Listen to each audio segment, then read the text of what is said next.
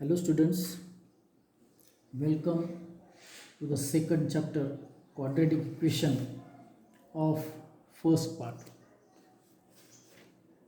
Now before introducing the quadratic equation, let us recall some information in the previous standard.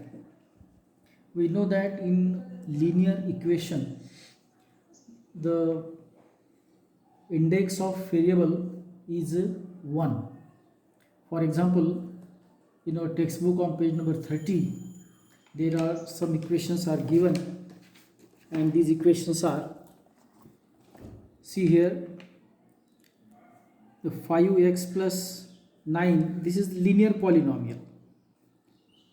X square plus 3x minus 5, the highest index is 2, so it is a quadratic polynomial. Again 3x minus 7 is a linear polynomial. 3x square minus 5x, the highest index, maximum index is 2, so it is a quadratic polynomial. Again 5x square is a quadratic polynomial.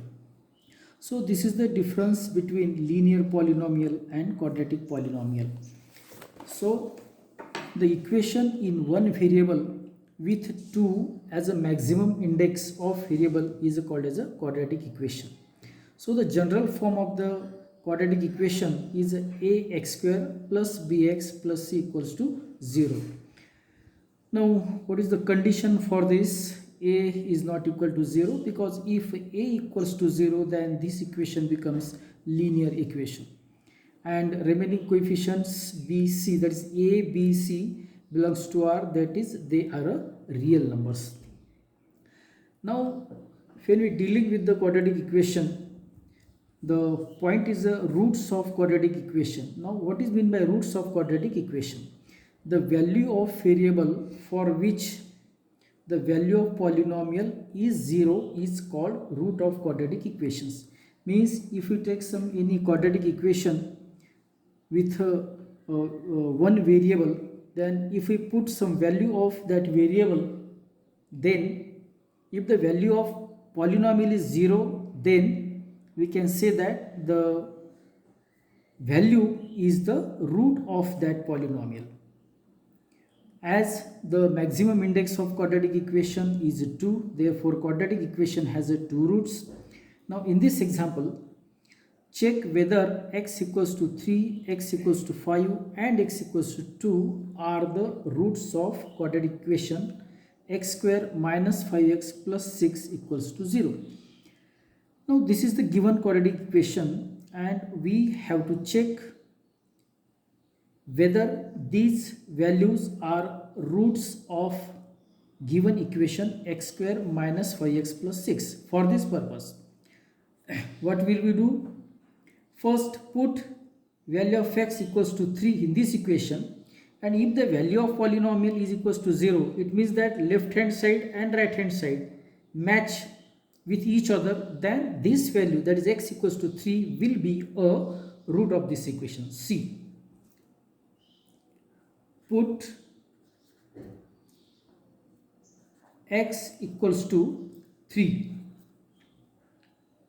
then what we get?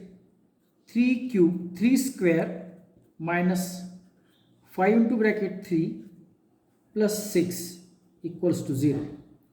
9 minus 15 plus 6 equals to 0, and here 9 plus 6 15 minus 15 0, so left hand side and right hand side is equal, that is balanced, and the value of equation comes to 0. Therefore we can say that x equals to 3 is root of this equation.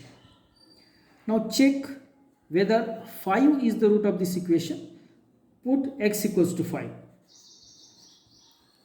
Now put x equals to 5. What we get? 5 square minus 5 into bracket 5 plus 6 equals to 0.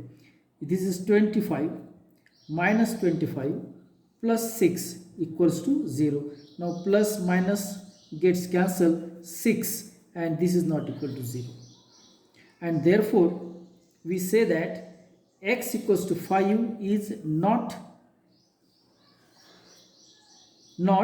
the root of this equation x square minus 5x plus 6.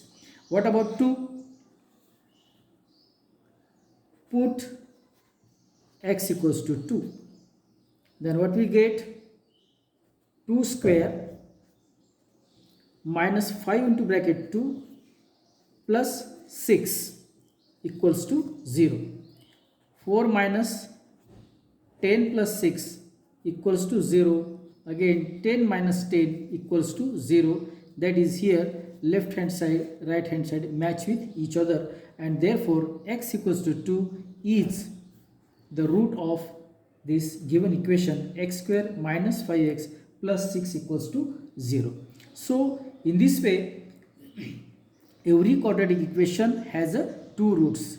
Now here we check the which numbers are root for the given quadratic equation, but there are some methods to find out the roots of given quadratic equation, means for which value of variable the value of polynomial equals to 0.